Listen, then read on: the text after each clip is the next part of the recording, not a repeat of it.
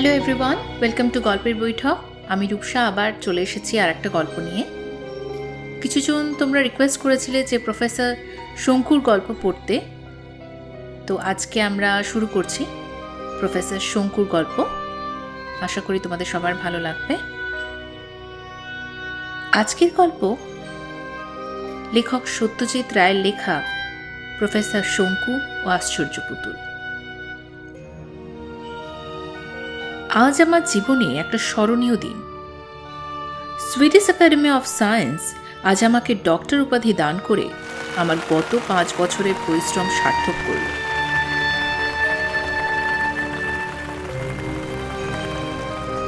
এক ফলের বীজের সঙ্গে আর এক ফলের বীজ মিশিয়ে এমন আশ্চর্য সুন্দর, সুগন্ধ, সুস্বাদু ও পুষ্টিকর নতুন ফল যে তৈরি হতে পারে, এটা আমার এই রিসার্চের আগে কেউ জানত না।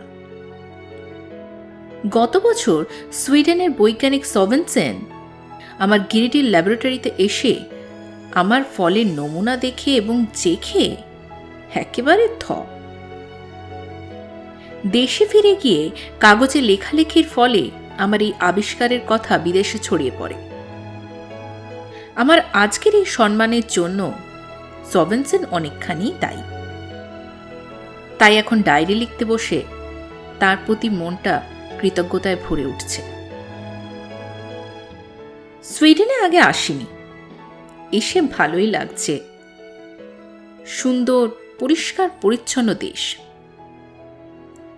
এটা মে মাস, তাই 24 ঘন্টায় সূর্য দেখছি, কিন্তু সে সূর্য কেমন ঘোলাটে, নিস্তেজ। সবসময় মনে হয় সন্ধ্যা হয়ে আছে। শীতকালে যখন রাত ফুরোতে চায় না, তখন না জানি লোকের মনের অবস্থা কেমন হয়। শুনেছি 6 মাস রাত্রের পর প্রথম সূর্যের আলো দেখে এখানের লোক নাকি আনন্দে আত্মহারা হয়ে আত্মহত্যাও করে। আমরা যারা বিষুবরেখার কাছাকাছি থাকি তারা বোধহয় ভালোই আছি। বেশি উত্তরে ঠান্ডা দেশে যারা থাকে তাদের হিংসে করার কোনো কারণ নেই। এখানের কাজ সেরে নরওয়েতে যাওয়ার ইচ্ছে ছিল। এর অবশ্য একটা কারণ আছে। তখন বিখ্যাত প্রাণীতত্ত্ববিদ প্রফেসর আর্চিবল্ড অ্যাক্রয়েডের সঙ্গে বেশ ঘনিষ্ঠ আলাপ হয়। সাসেক্সে তার কটেজে একটা উইকেন্ডও কাটিয়ে এসেছিলাম। অ্যাক্রয়েডও তখন নরওয়ে যাবো করছে, কারণ সেখানে নাকি লেবিং বলে ইঁদুর জাতীয় এক অদ্ভুত জানোয়ার বাস করে। সেইটাই তিনি স্টাডি করবেন। লেমিং এক আশ্চর্য প্রাণী। বছরের কোনো একটা সময় এরা কাতারে কাতারে জঙ্গল থেকে বেরিয়ে সমুদ্রের দিকে যাত্রা করে। পথে শেয়াল, নেকড়ে, ঈগল পাখি ইত্যাদির আক্রমণ অগ্রাহ্য করে ক্ষেতের ফসল নিঃশেষ করে সব শেষে সমুদ্রে পৌঁছে সেই সমুদ্রের জলেই ঝাঁপিয়ে পড়ে আত্মহত্যা করে। দুঃখের বিষয়, অ্যাক্রয়েডের স্টাডি বোধহয় অসমাপ্ত থেকে গিয়েছিল, কারণ গিরিডি থাকতেই কাগজে পড়েছিলাম নরওয়ে ভ্রমণের সময় তার মৃত্যু হয়। অ্যাক্রয়েডের পক্ষে যেটা সম্ভব হয়নি, আমার দ্বারা সেটা হয় কিনা দেখব বলেই নরওয়ে যাওয়ার কথা ভাবছিলাম। রাত্রে ডিনারের পর হোটেলে ফেরার কিছু পরে আমার ঘরের দরজায় টোকা পড়ল। তখনও আমার মাথায় লেমিংয়ের চিন্তাই ঘুরছিল। দরজা খুলে দেখি একটি মাঝবয়সী লম্বা লোক, মাথায় সোনালি চুল, চোখে সোনার চশমা, আর সেই চশমার পুরু কাচের পিছনে একজোড়া তীক্ষ্ণ নীল চোখ। ভদ্রলোক ঠোঁট ফাঁক করে অল্প হেসে যখন তার পরিচয় দিলেন, তখন লক্ষ্য করলাম তার একটা দাঁতও সোনা দিয়ে বাঁধানো। তার কথায় জানলাম তার বাস নরওয়ের সলিটেলমা শহরে। তার নাম গ্রেগর লিন্ডকুইস্ট। লোকটি নাকি শিল্পী, বিখ্যাত লোকেদের প্রতিকৃতি তৈরি করেন ঠিক পুতুলের মতো করে। অর্থাৎ গায়ের রং, চুল, নখ, পোশাক টোশাক সব আসল মানুষের মতোই, কেবল সাইজটা 6 ইঞ্চির বেশি নয়। এই কথা সে কথার পর একটু বিনয়ী কিন্তু কিন্তু ভাব করে বললেন, "আহ, আপনি যদি আমার ওখানে দিন কতক আতিথ্য গ্রহণ করেন তাহলে আমি অত্যন্ত আনন্দিত হব। সেই অবসরে আপনার একটা পুতুল প্রতিকৃতি গড়ে নিতে পারবো।"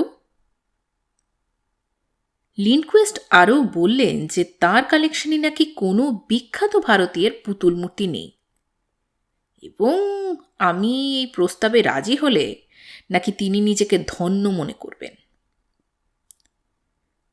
কথায় কথায় আমার লেমিং সম্পর্কে জানবার আগ্রহটাও প্রকাশ পেয়ে গেল।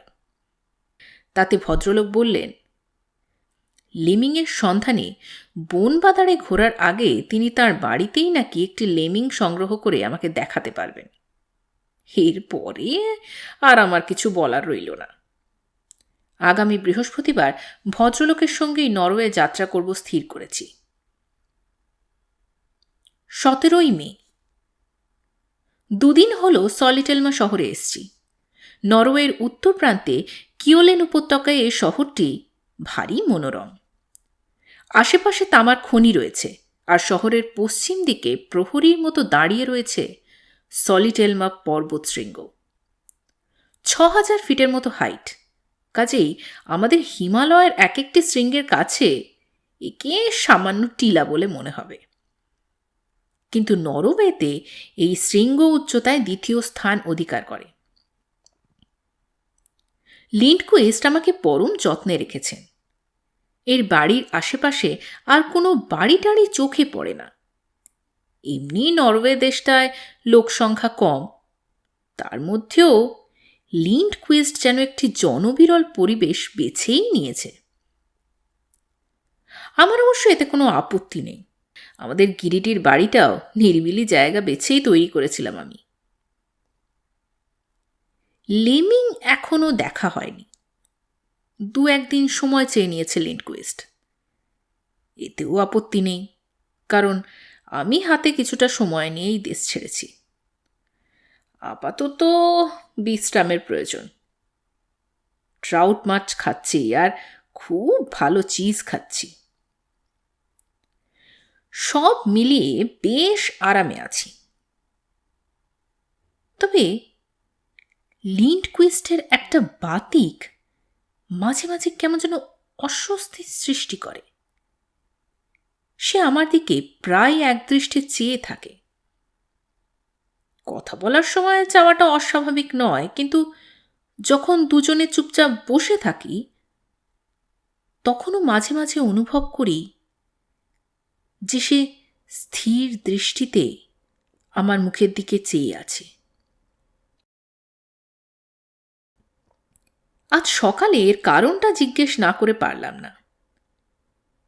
লিন্ডকুইস্ট বিন্দুমাত্র অপ্রস্তুত না হয়ে বলল, কোনো লোকের পোর্ট্রেট করার আগে কিছুদিন যদি ভালো করে তাকে দেখা যায় তাহলে মূর্তি গড়ার সময় শিল্পীর কাজ সহজ হয়ে যায়, এবং যার পোর্ট্রেট হচ্ছে তাকেও আর একটানা বেশিক্ষণ পাথরের মতো দাঁড়িয়ে বা বসে থাকতে হয় না। আমার আর একটা প্রশ্ন আরও চেপে রাখতে পারলাম না। বললাম, আপনার পুতুলগুলি কবে দেখাবেন? বড় কৌতূহল হচ্ছে কিন্তু। লিন্ডকুইস্ট বলল, পুতুলগুলোয় ধুলো পড়েছে। আমার চাকর হান্স সেগুলো পরিষ্কার করলে পর কাল সন্ধ্যা নাগাদ সেগুলো দেখাতে পারবো বলেই আশা করছি। আর লেমিং? আগে পুতুল, তারপর লেমিং, কেমন? অগত্যা রাজি হয়ে গেলাম। 18ই মে, রাত 12টা। 2 ঘন্টা হলো ঘরে ফিরেছি, কিন্তু এখনো পর্যন্ত উত্তেজনা কাটিয়ে উঠতে পারিনি। তাই আজকের ঘটনা পরিষ্কার করে লিখতে রীতিমতো অসুবিধে হচ্ছে। আজ সন্ধ্যা 7টায়, সন্ধ্যা বলছি কারণ ঘড়ির টাইম অনুযায়ী এখানে সত্যিকারের রাত দিনের তো কোনো তফাৎ বোঝা যায় না।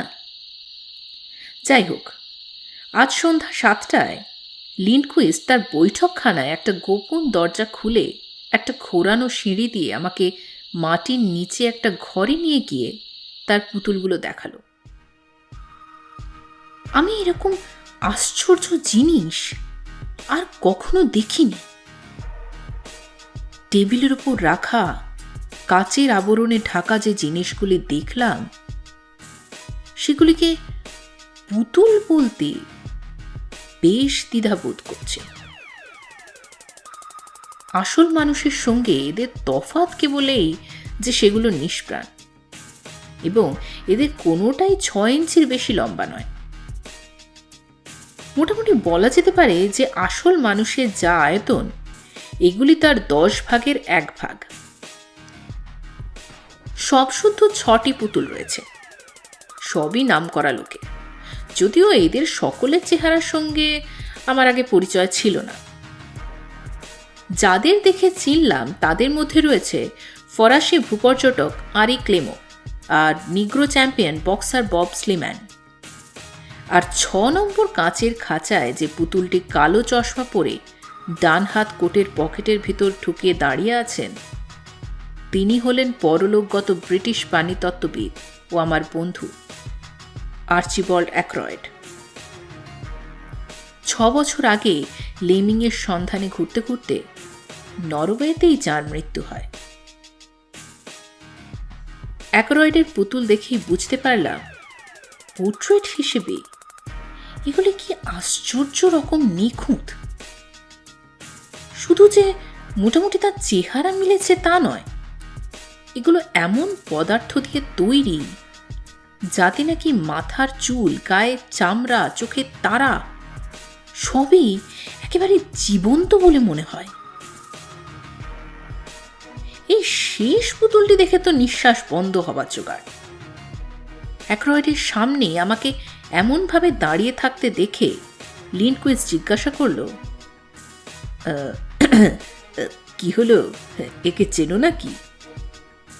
বললাম, বিলক্ষণ, ইংল্যান্ডেই তো আলাপ হয়েছিল, প্রায় বন্ধুত্বই। লেমিংয়ের খবর ওর কাছেই পাই। শুনেছিলাম নরওয়েতেই তোর মৃত্যু হয়েছে। তা হয়, তবে আমার ভাগ্যটা খুবই ভালো। মৃত্যুর কয়েকদিন আগেই আমার এখানে এসেছিলেন, আর তখনই এই পুতুলটি তৈরি করে ফেলি।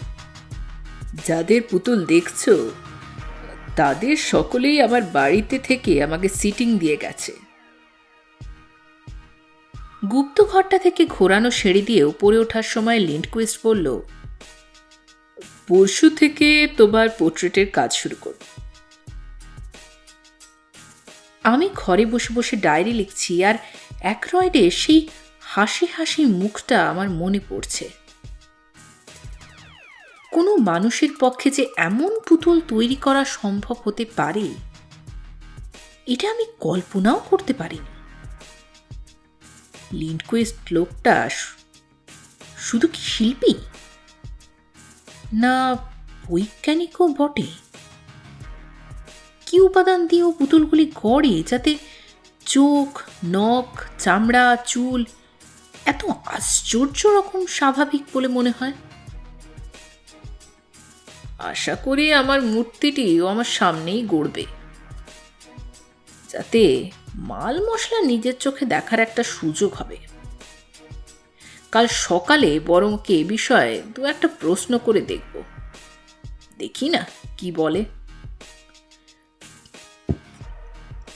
আপাতত লেমিংয়ের প্রশ্নটা স্থগিত রেখে পুতুল নিয়েই পড়া যাক। 19শে মে। কাল রাত্রে একটি ঝোড়ো হাওয়ার সঙ্গে একটা তীব্র উগ্র গন্ধ নাকে আসতেই ঘুমটা ভেঙে গিয়েছিল। গন্ধটা অনেকক্ষণ ছিল। কিছু পরিচিত এবং কিছু অপরিচিত জিনিস মেশানো একটা নতুন গন্ধ। চেনার মধ্যে কপার সালফেট ও ফেরাস অক্সাইড, এছাড়া কেমন যেন একটা মিষ্টি মিষ্টি গন্ধ। সেটা কেমিক্যালও হতে পারে বা অন্য কিছুও হতে পারে। মোট কথা, এই বাড়িতে কিংবা বাড়ির আশেপাশে কোথাও একটা কেমিক্যাল নিয়ে কারবার চলছে। লিন্ডকুইস্ট যে বৈজ্ঞানিক, সেই সন্দেহটা আরও দৃঢ় হয়েছে। সকালে বুড়ো চাকর হান্স এসে বলল, বাবু একটু বেরিয়েছেন, আপনাকে অপেক্ষা না করে ব্রেকফাস্ট খেয়ে নিতে বলেছেন। খাওয়া দাওয়া সেরে বাড়ির ভিতরে এবং আশপাশটায় একটু পায়চারি করে দেখলাম। এখানে সেখানে ঝোপঝাড়ের পিছনে ফ্লাস্ক, টেস্ট টিউবের টুকরো এবং একটা মরচে ধরা বুনসেন বার্নার দেখে আমার মনে আর কোনো সন্দেহই রইল না। পুতুলগুলোর পিছনে একটা তো বৈজ্ঞানিক কারসাজি রয়েছেই। আমার চোখে ধুলো দেওয়া অত সহজ নয়। একটা খটকা কেবল মনে খোঁচা দিচ্ছে। যে বৈজ্ঞানিক, সে আর একজন বৈজ্ঞানিকের কাছে নিজেকে শিল্পী বলে পরিচয় দেবে কেন?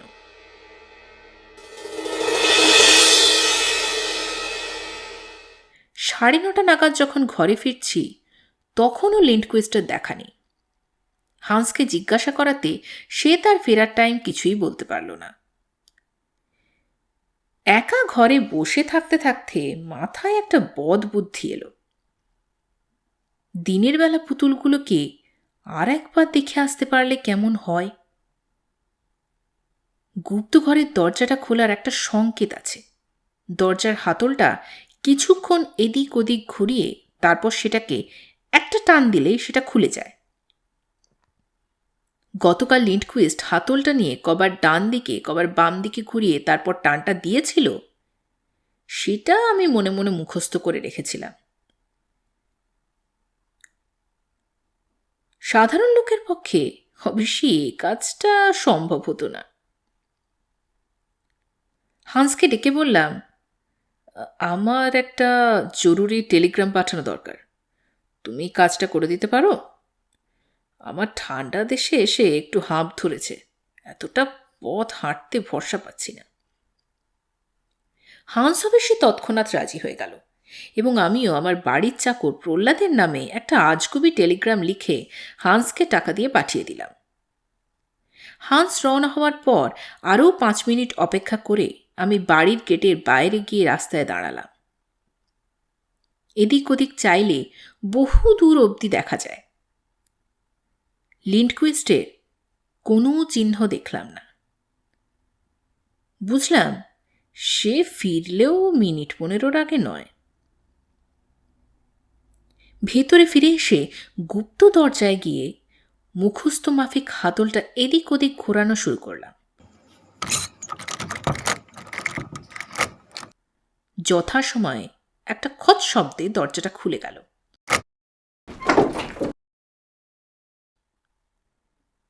পকেটে টর্চ ছিলই, সেটা জ্বালিয়ে ঘোরানো সিঁড়ি দিয়ে নেমে গেলাম।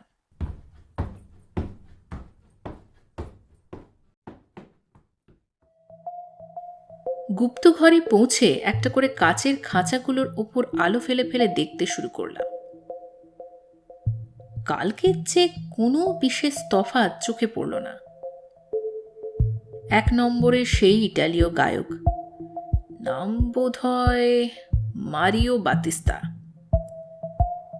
2 মুষ্টিযোদ্ধা বব স্লেম্যান, 3 ফরাসি পর্যটক আরি ক্লেমো, 4 জাপানি সাঁতারু হাকিমতো, 5 সেই জার্মান কবি, নাম আর মনে নেই,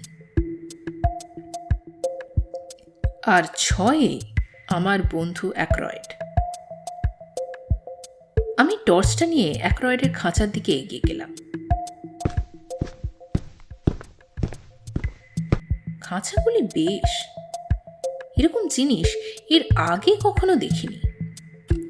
একরকম কাচের আবরণ থাকে মন্দিরের চূড়োর মতো, যাতে অনেক সময় ভালো ঘড়ি কিংবা মূর্তি ঢাকা দেওয়া থাকে।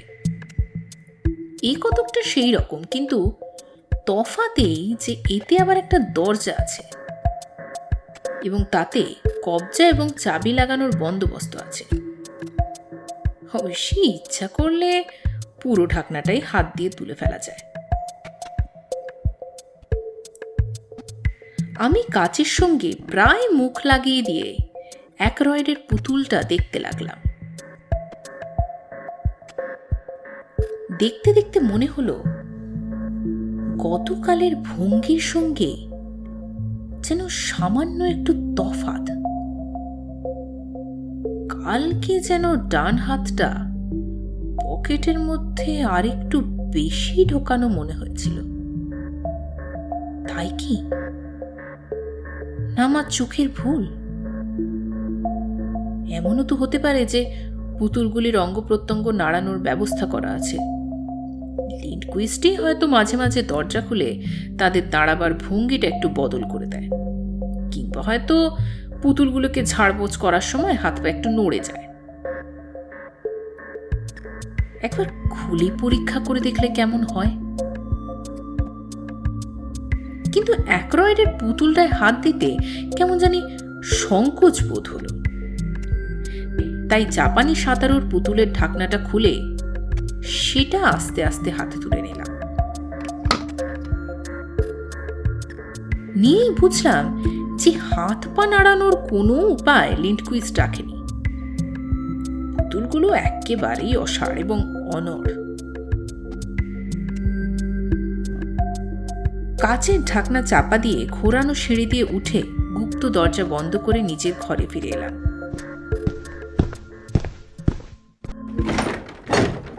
লিন্ডকুইস্ট ফিরল 12:30টার সময়। দুপুরে খাবার টেবিলে তাকে বললাম, আজ পড়াশোনা করার একটু ইচ্ছে হচ্ছে। তোমাদের এখানেও শুনেছি বেশ ভালো একটা পাবলিক লাইব্রেরি আছে, একবার যাওয়া যায় কি? স্বচ্ছন্দে, আমি রাস্তা বাতলে দেব। আজই যাও, কারণ কাল থেকে তো তোমায় আবার সিটিং দিতে হবে।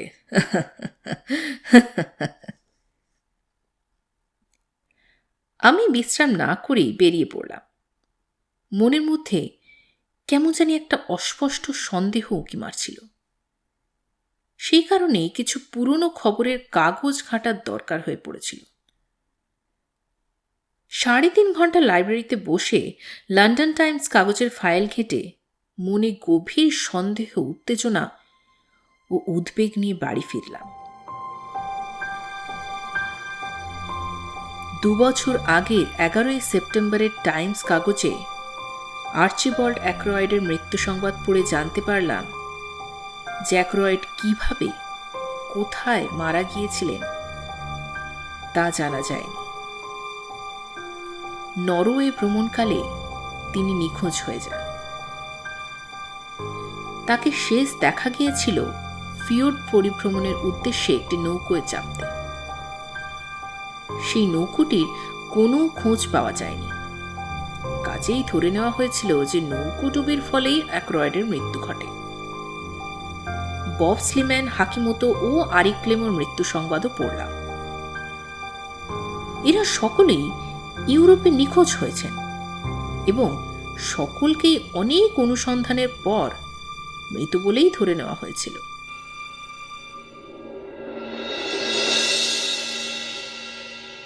বাড়ি ফিরে এসে বাকিটা দিন যথাসাধ্য স্বাভাবিকভাবেই কাটিয়ে দিতে চেষ্টা করলাম। লেমিং সম্পর্কে কৌতূহলটা মন থেকে প্রায় মুছে গেছে। রাত্রে খেতে বসে লিন্ডকুইস্ট বলল, শুঙ্কু, তুমি মদ খাও না? আমাদের দেশের একটা ভালো ওয়াইন একটু চেখে দেখবে নাকি? আমার অবশ্যই বিশেষ মদটা রোচে না, তবে লোকে খুব ভালো বলে। একটু দেখোই না খেয়ে।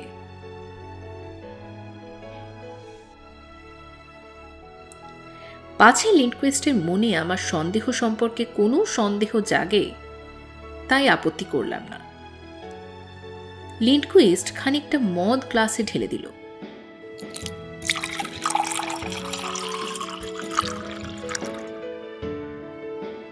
গেলাসটা ঠোঁটের কাছে আনতেই কেমন জানি একটা সন্দেহজনক গন্ধ পেলাম।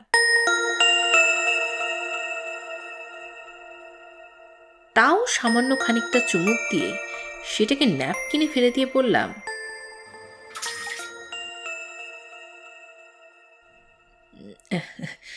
এই ব্যাপারে তোমারও আমার রুচি একই রকম। তার চেয়ে বরং তুমি যেটা পান করছো সেটাই কিছুটা আমাকে দাও না।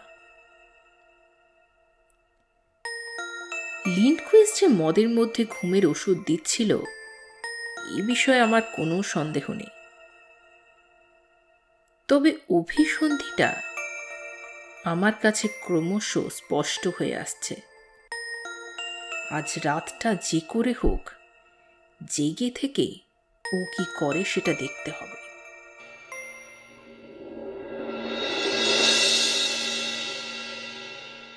20শে মে। কাল রাত্রে না ঘুমানোর ফলে যে অদ্ভুত অভিজ্ঞতা হলো সেটা আজ সকালেই লিখে ফেলেছি। লিন্ডকুইস্টের এই কাঠের বাড়িতে দরজা চৌকাঠ বলে কিছুই নেই। ফলে হয় কি, পাশের ঘরে আলো জ্বালালে দরজা বন্ধ থাকলেও তার তলার ফাঁক দিয়ে সে আলো দেখা যায়। লিন্ডকুইস্টের বৈঠকখানায় কুকু ক্লকের কোকিল তখন সবে 12টার ডাক ডেকেছে।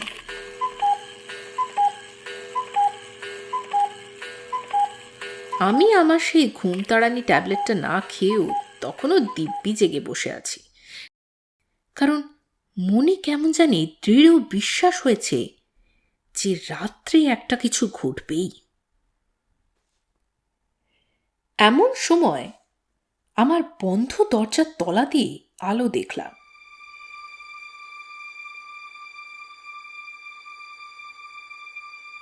কে জানি বৈঠকখানায় আলো জ্বেলেছে।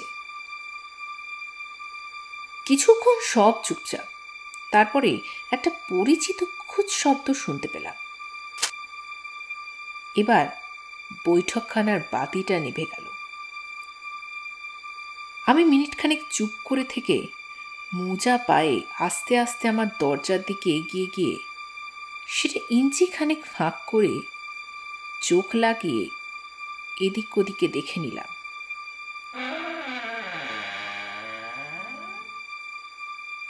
তারপর দরজা খুলে এগিয়ে গেলাম।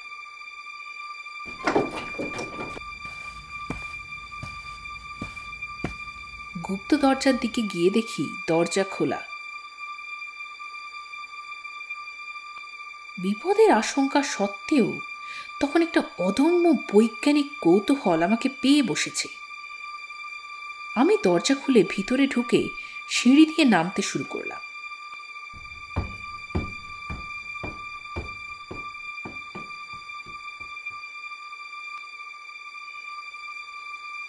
সাড়ে 3 পাক নাপলে পরে পুতুলের ঘরে পৌঁছানো যায়।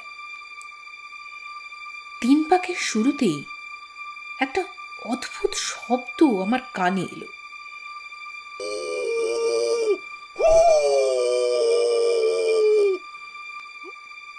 আমার কান, শুধু কান কেন, আমার সব ইন্দ্রিয়ই সাধারণ মানুষের চেয়ে অনেক বেশি সজাগ।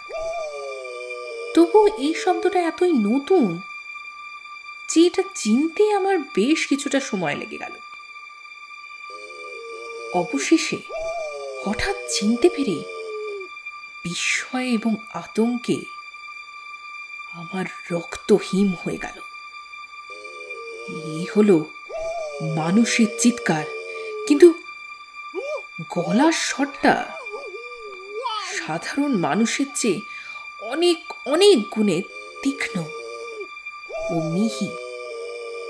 চিৎকারের ভাষাটা জাপানি। আমার বুঝতে বাকি রইল না যে ওই জাপানি পুতুল সাঁতারু হাকিমতোই কোনো বিপন্ন অবস্থায় পড়ে এভাবে আর্তনাদ করছে। আমি স্তম্ভিত হয়ে চিৎকারটা শুনছি, এমন সময় হঠাৎ সেটা থেমে গেল। তারপর টং করে কাচের শব্দ। এই শব্দেরও কারণ অনুমান করা কঠিন নয়।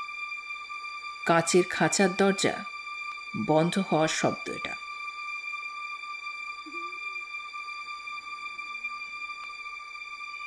আমার কৌতূহল এখন সব ভয়কে ছাপিয়ে উঠেছে। আমি সিঁড়ির বাকি ধাপ কটা নেমে গিয়ে দেওয়ালের পাশ দিয়ে গলাটা বাড়িয়ে দিলাম। লিন্ডকুইস্ট একটা চাবি দিয়ে সেই ফরাসি পর্যটকের খাঁচাটা খুলছে।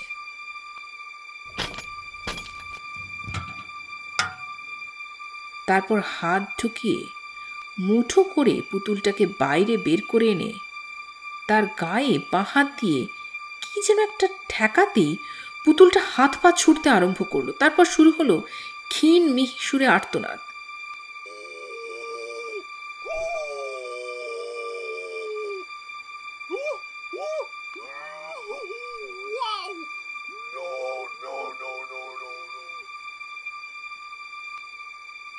লিন্ডকুইস্টের ব্যবহারে কোনো বিচলিত হবার লক্ষণও দেখলাম না।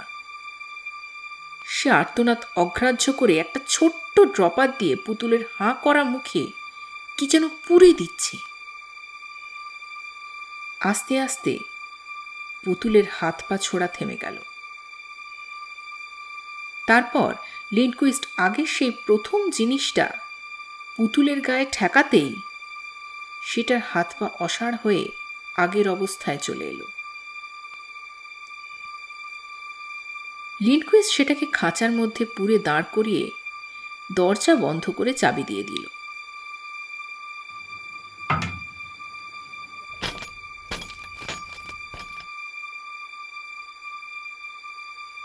আমি আমার জায়গায় বিহ্বল অথচ তন্ময় হয়ে দাঁড়িয়ে রইলাম।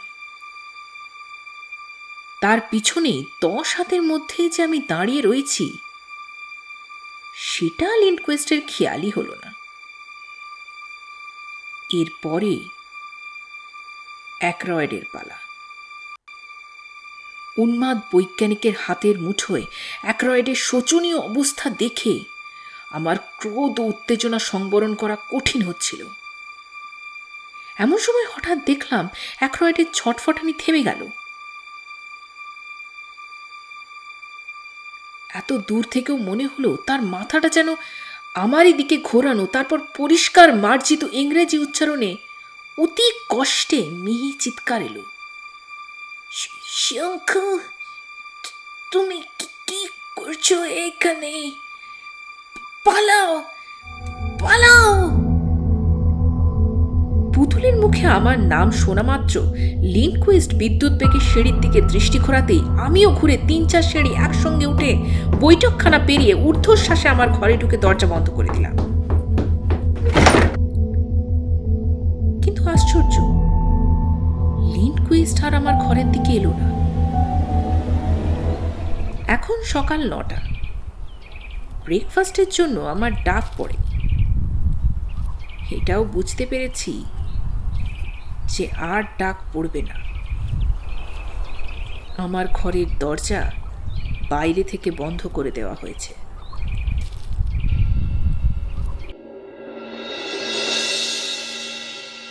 23শে মে।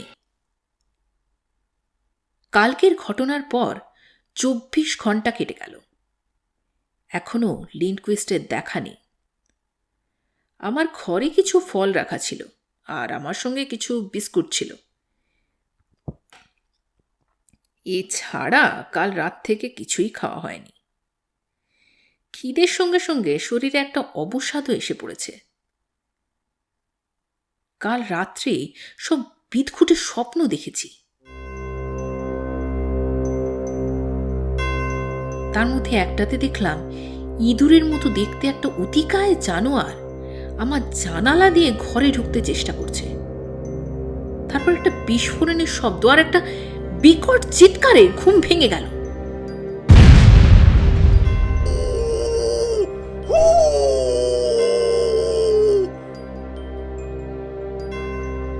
আমি কিছুক্ষণ অবশ হয়ে পড়ে রইলাম।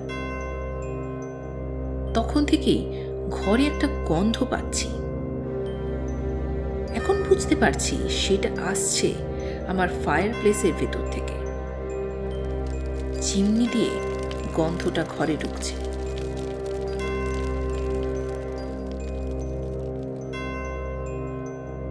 শুধু গন্ধ নয়, গন্ধের সঙ্গে বাষ্পের মতো কি যেন ঢুকে ঘরটাকে ধোঁয়ায় আচ্ছন্ন করে নিচ্ছে। আমার মাথাটাও কেমন যেন ঝিমঝিম করছে। লিখতেও বেশ অসুবিধে হচ্ছে। আর বোধহয় কলম। 7ই জুন।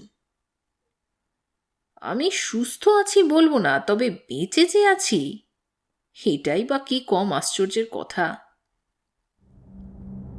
স্ক্যান্ডিনেভিয়ান এয়ারওয়েজে ভারতগামী প্লেনে বসে ডায়েরি লিখছি। ডিনারে ট্রাউট মাছ দিয়েছিল, খাইনি। লিন্ডকুইস্টের বাড়িতে খাওয়া কোনো কিছুই আর কোনোদিনও খেতে পারবো কিনা জানি না।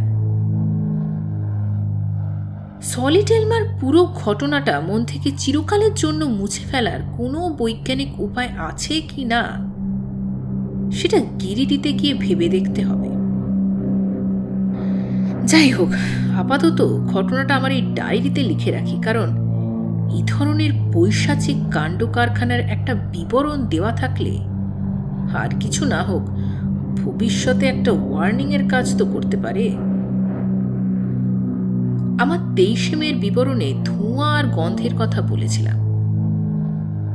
গন্ধটা কখন যে আমাকে অজ্ঞান করে দিয়েছিল সেটা আমি টেরই পাইনি। জ্ঞান যখন হলো তখন মনে হলো আমি একটা বিশাল ঘরের মধ্যে শুয়ে আছি। ঘরের ছাদটা এতই উঁচুতে যে আমি যেন ভালো করে দেখতেই পাচ্ছি না।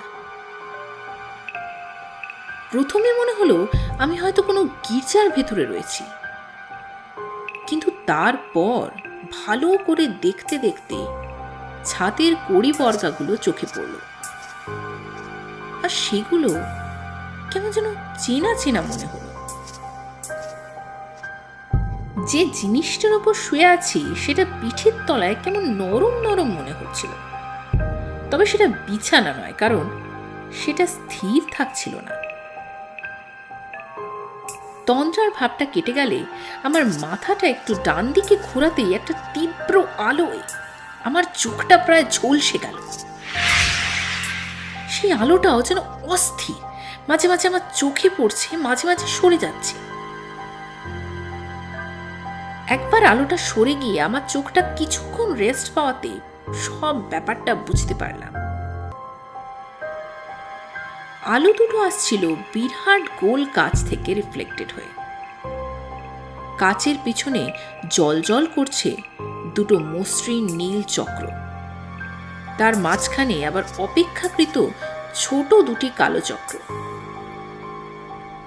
এই কালো বিন্দু সমেত নীল চক্র দুটিও স্থির নয়, এদিক ওদিক নড়ছে আর মাঝে মাঝে আমার দিকে চাইছে। হ্যাঁ, চাইছি বটে, কারণ ও দুটো আসলে চোখ, লিন্ডকুইস্টের চোখ। কাজ দুটো লিন্ডকুইস্টের সোনার চশমা। আমি শুয়ে আছি লিন্ডকুইস্টের দস্তানা পরা হাতের উপর, আর আমি আয়তনে হয়ে গেছি অন্য পুতুলগুলোরই মতো, অর্থাৎ যা ছিলাম তার 10 ভাগের 1 ভাগ। কিন্তু সাইজে ছোট হয়ে গেলেও আমার জ্ঞান বুদ্ধি অনুভূতি তো আর কমেনি। কেবল বাঁ হাতের কাঁধের কাছটায় একটা যন্ত্রণা। বুঝলাম সেখানে একটা ইনজেকশন দেওয়া হয়েছে। লিন্ডকুইস্ট এবার আমার উপর ঝুঁকে পড়ল, তার গরম নিঃশ্বাস আমার শরীরের উপর অনুভব করল।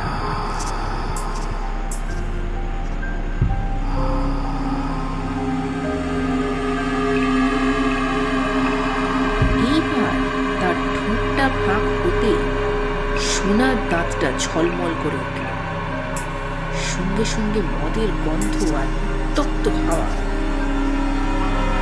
লিন্ডকুইস্টের কথা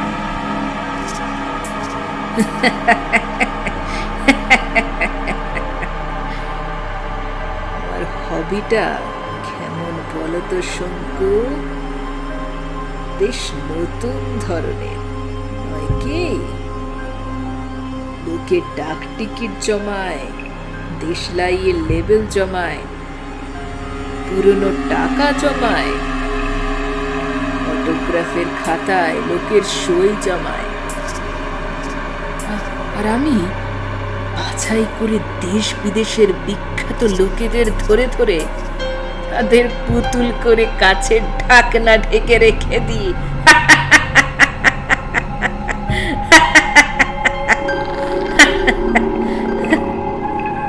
আমার এই অদ্ভুত শখ, এই আশ্চর্য বৈজ্ঞানিক বুদ্ধির জন্য কি কেউ উপাধি দেবে?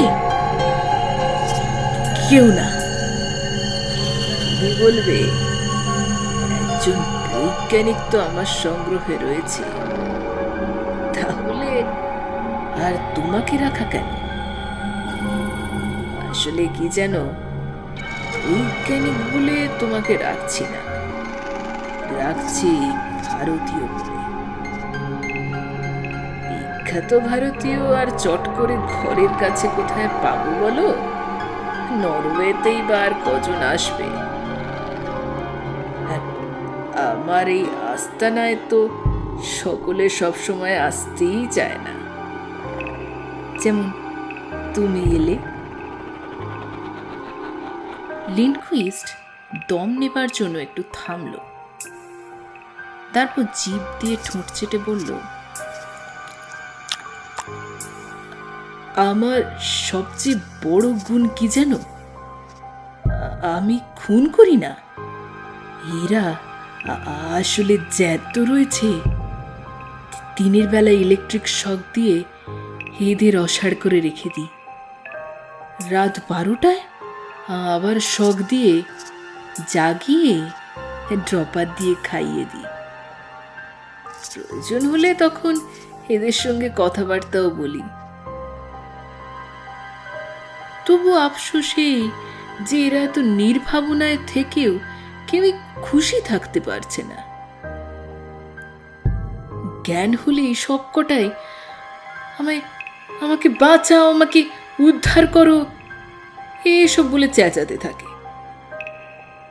যেখানে খাওয়া পড়ার কোনো চিন্তা করতে হচ্ছে না, জীবন ধারণের কোনো সমস্যার প্রশ্নই যেখানে উঠছে না, সেখানে পালাবার এত ইচ্ছের কারণটাই আমি বুঝতে পারছি না। তোমায় দেখে মনে হয় তুমি বেশ সহজেই পোষ মানবে, তাই নয় শঙ্কু? লিন্ডকুইস্ট তার কথা শেষ করে আমাকে তার হাত থেকে নামিয়ে টেবিলের উপর শোয়ালো। তারপর আমার কোমরে এবং বুকের ওপর একজোড়া স্ট্র্যাপ আটকে বন্দি করে ফেলল।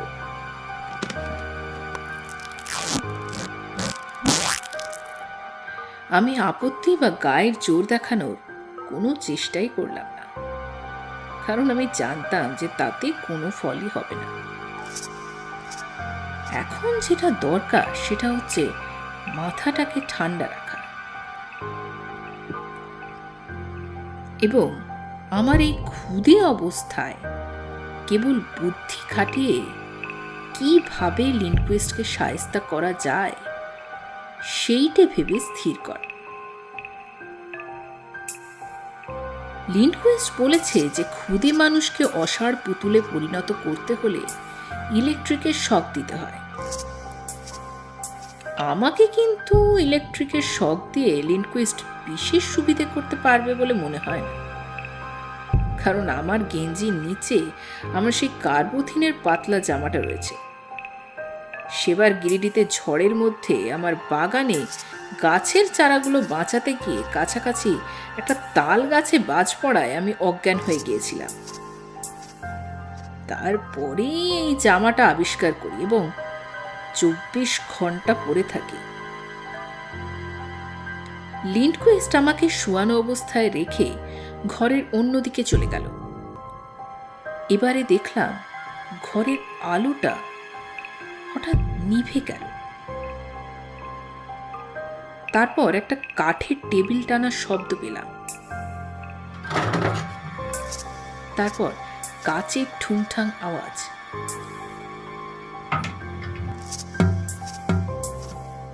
একটা সুইচ জ্বালানোর সঙ্গে সঙ্গেই আবার গায়ের উপর একটা তীব্র আলো এসে পড়ল।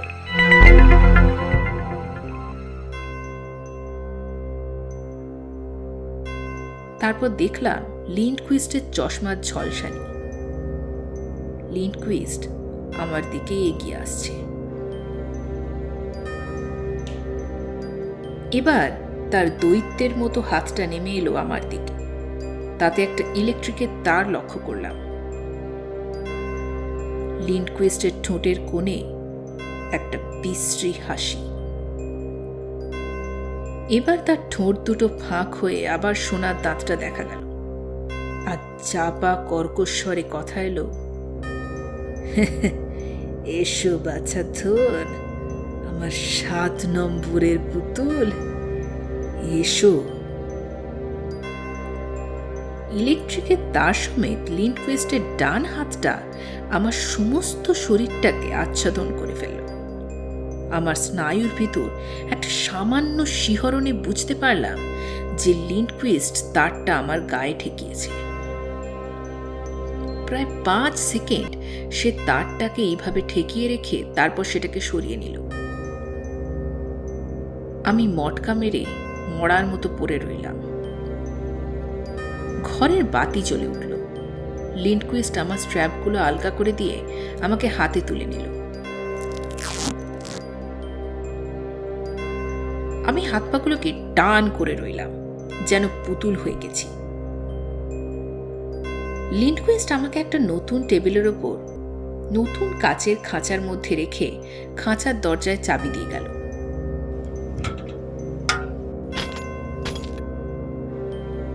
ঘরের বাতি নিভে গেল। তারপর ঘোরানো সিঁড়ি দিয়ে ভারী পায়ে উঠে যাওয়ার শব্দ পেলাম। তারপর পেলাম গুপ্ত দরজা বন্ধ হওয়ার শব্দ। এবার আমি হাত পা আলগা করলাম। ঘরে দুর্ভেদ্য অন্ধকার, কিন্তু কিছু দেখা যায় না।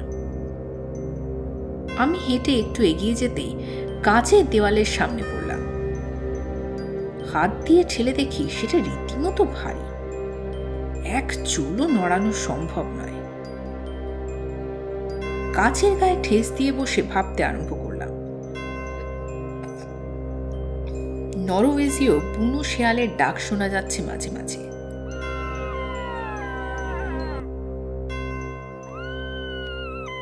কাচের ঢাকনা আর টেবিলের মাঝখানে সামান্য যে ফাঁক রয়েছে, সেইখান দিয়েই এ শব্দ আসছে, এবং এই চুল পরিমাণ ফাঁক দিয়েই যে হাওয়া ঢুকছে, সেটা আমার নিঃশ্বাস প্রশ্বাসের পক্ষে যথেষ্ট।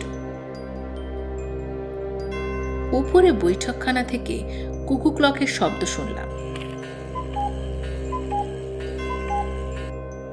3টে বাজল। রাত না দিন তা বোঝার কোনো উপায় নেই। আধো আধো ঘুমের আমেজ অনুভব করলাম। পা দুটোকে সামনে ছড়িয়ে দিয়ে গাটাকে একটু এলিয়ে নিলাম। নিজের অবস্থার কথা ভাবতে আসি পেল।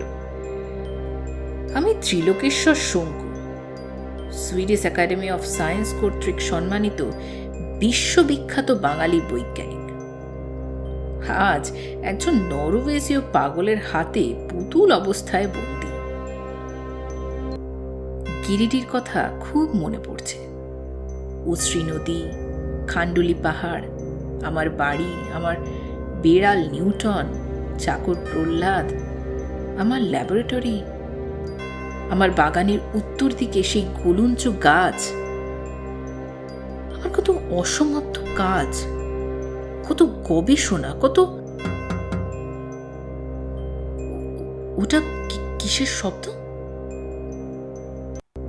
একটা দীর্ঘশ্বাস ভিতর থেকে উঠে আসতে গিয়ে থেমে গেল। আমি পা দুটোকে টেনে নিয়ে সোজা হয়ে বসলাম। আমি উঠে দাঁড়ালাম। আমার পাশের খাঁচা থেকে শব্দটা আসছে, অ্যাক্রয়েডের খাঁচা। এ কি? এ যে মসকোড, টেলিগ্রাফের টরেটক্কার ভাষা। আর এই ভাষা যে আমিও জানি।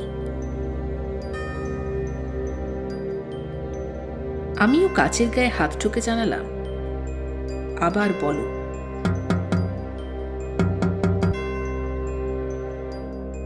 আবার টুং টুং শব্দ হলো। আমি মনে মনে তার মানে করতে লাগলাম।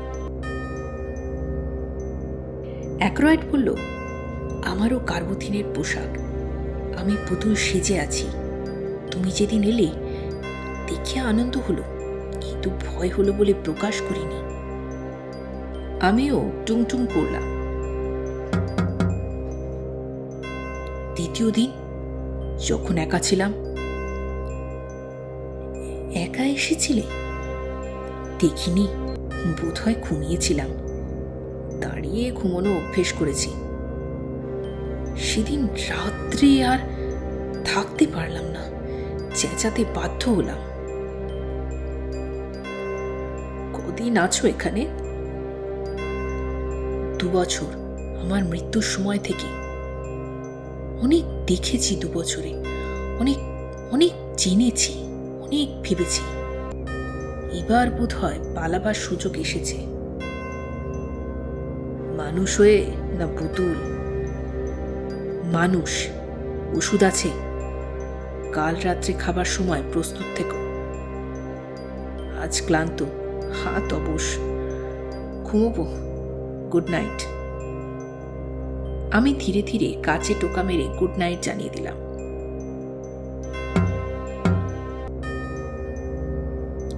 অ্যাক্রয়েড বেঁচে আছে, আমারই মতো। কার্বোথিনের ফর্মুলা আমি ওকে দিয়েছিলাম, কিন্তু পালানোর কি উপায়ও আবিষ্কার করেছে তা তো জানি না। আবার মানুষ হয়ে গিরিটিতে ফিরতে পারবো অক্ষত দেহে? জানি না, কপালে যে কি আছে কিছুই জানি না।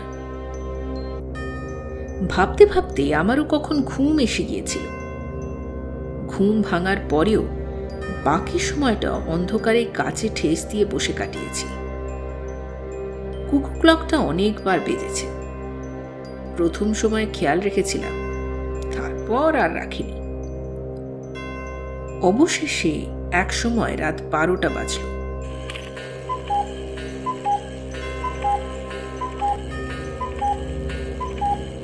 সেটা অবশ্য গুপ্ত দরজা খোলার শব্দ থেকেই বুঝলাম। শব্দ পাওয়ার সঙ্গে সঙ্গেই আমি সোজা হয়ে পুতুলের ভঙ্গি নিয়ে দাঁড়ালাম। লিন্ডকুইস্ট ঘোরানো সিঁড়ি দিয়ে নেমে এলো। একটা গুনগুন শব্দ শুনে বুঝতে পারলাম যে সে গান গাইছে। তারপর খুট করে ঘরের বাতিটা জ্বলে উঠল। আমি মাথা না ঘুরিয়ে আর চোখে যত দূর দেখা যায় তাই দেখার চেষ্টা করলাম। লিন্ডকুইস্ট কিন্তু আমাদের টেবিলের দিকে এলো না। সে ঘরের পিছনের দিকে আরেকটা দরজা খুলে পাশের ঘরে চলে গেল এবং সেখানেও একটা বাতি জ্বলে উঠল।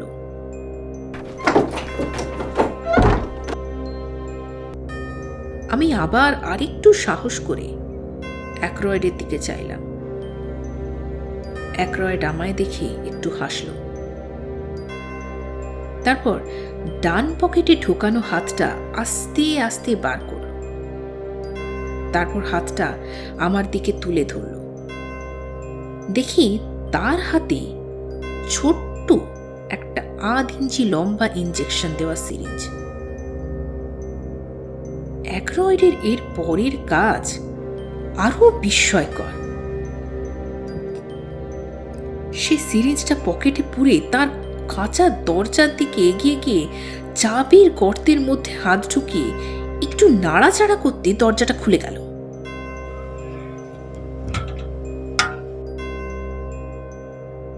অ্যাক্রয়েড দরজা খুলে বেরিয়ে এলো। আমার তো দম বন্ধ হওয়ার জোগাড়। লিন্ডকুইস্ট যদি ফিরে আসে? অ্যাক্রয়েড যেন সে বিষয়ে কোনো চিন্তা না করে টেবিলের পাশ দিয়ে হেঁটে খাঁচার পিছন দিকটায় এসে এদিক সেদিক দেখে টেবিল থেকে শূন্যে ঝাঁপিয়ে পড়ল। লোকটা আত্মহত্যা করছে নাকি? না, তা নয়। একটা ইলেকট্রিকের তার টেবিলের পিছন দিয়ে গিয়ে মাটিতে ঠেকেছে। অ্যাক্রয়েড টেবিলের থেকে অভ্যর্থ লক্ষ্য করে ঝাপটা দিয়েছে এবং তারটা ধরে সে মেঝের দিকে নামছে। অ্যাক্রয়েড যে বেশ সুস্থ সবল লোক ছিল সেটা আমি জানতাম, কিন্তু এই দুরূহ জিমন্যাস্টিকের কাজটাও যে তার আয়ত্তে থাকতে পারে সেটা আমার জানা ছিল না। তার বেয়ে মাটিতে নেমে অ্যাক্রয়েড খোলা দরজা দিয়ে একবার উঁকি মেরে অন্য ঘরটায় চলে গেল।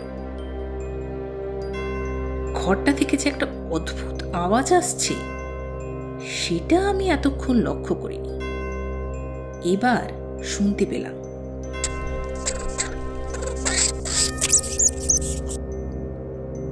এটা তো মানুষের গলার শব্দ নয়, তবে এটা কি? আমার পক্ষে এই শব্দ চেনা অসম্ভব। শব্দটা বন্ধ হওয়ার পর লিন্ডকুইস্টের পায়ের আওয়াজ পেলাম।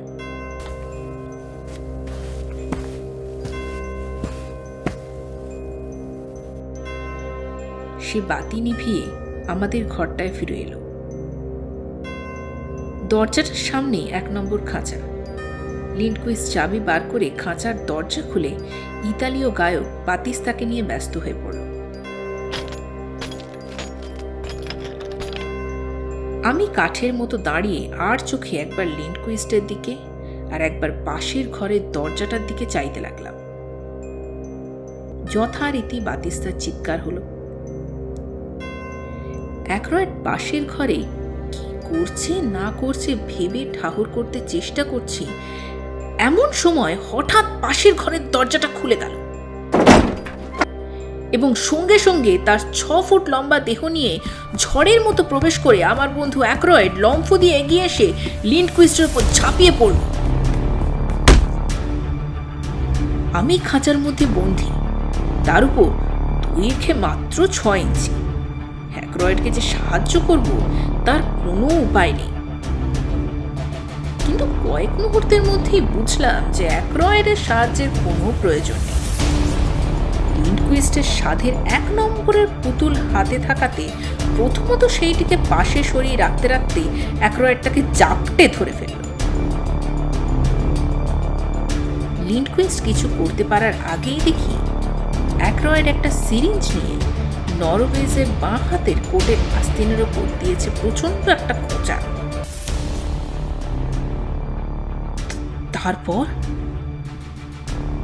তার পরের দৃশ্য আরো ভয়াবহ এবং অবিস্মরণীয়। কয়েক মুহূর্ত আগেই অ্যাক্রয়েডকে দেখেছিলাম তারই সমান একটি জোয়ান লোককে জাপটে ধরতে, আর এখন দেখলাম অ্যাক্রয়েডের বাঁ হাতের মুঠোয় লিন্ডকুইস্টের 6 ইঞ্চি লম্বা একটি পুতুলের সংস্করণ।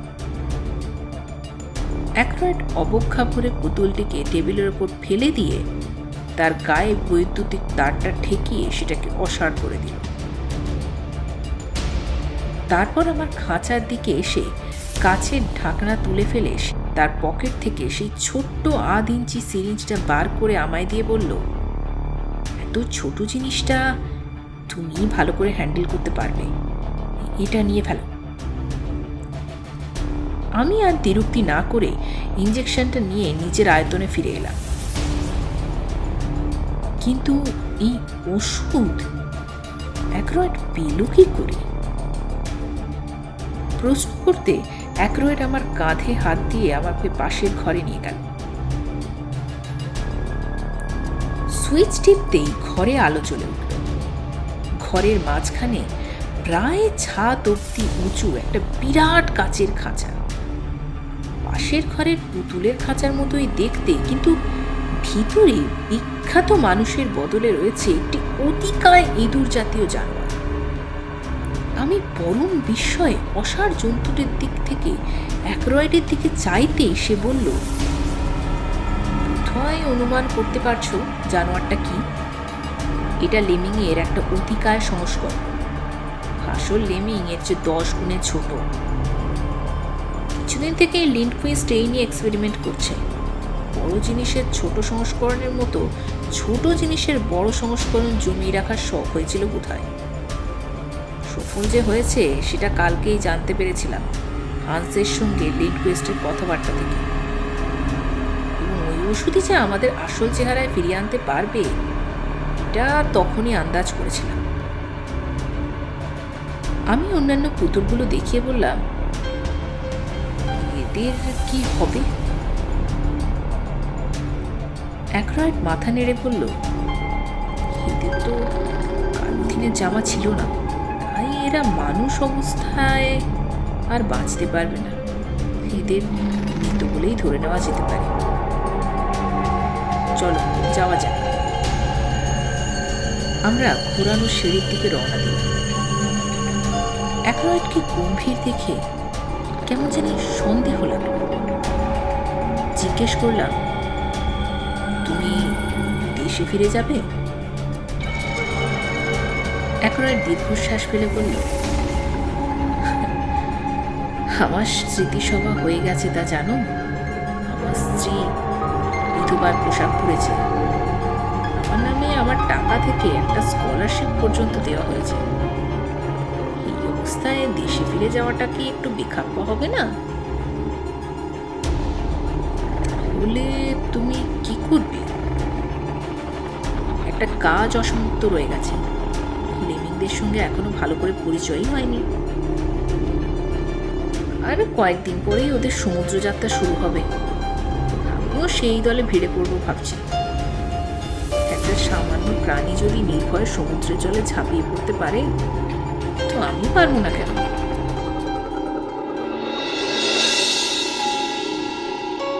12ই জুন। গিরিডিতে ফেরার 4 ঘন্টা পরে ডায়েরি লিখছি। একটা কথা লেখা দরকার, কারণ সেটা এর আগের ঘটনার সঙ্গে যুক্ত।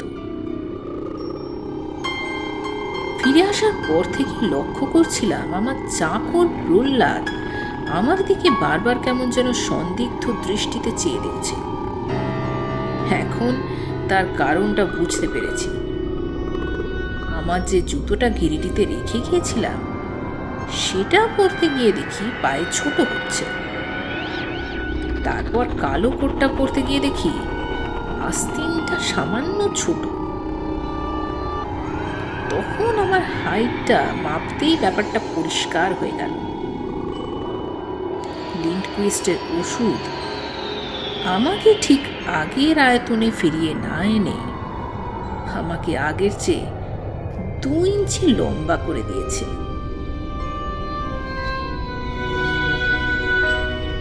আপনারা শুনছিলেন লেখক সত্যজিৎ রায়ের লেখা প্রফেসর শঙ্কু ও আশ্চর্য পুতুল গল্পটি কেমন লাগলো অবশ্যই কমেন্টে জানাবেন। এবং গল্পগুলো যদি আপনাদের ভালো লাগে তো প্লিজ লাইক, কমেন্ট, শেয়ার ও সাবস্ক্রাইব করে আমাদেরকে এগিয়ে যেতে একটু সাহায্য করুন। এবং সাবস্ক্রাইব করার সাথে সাথে নতুন পোস্টের আপডেট পাওয়ার জন্য বেল আইকন প্রেস করতে প্লিজ ভুলবেন না। আজকে তবে এ পর্যন্তই। এবারে আসি, পরে আবার দেখা হবে অন্য একটা গল্পের সঙ্গে। নমস্কার।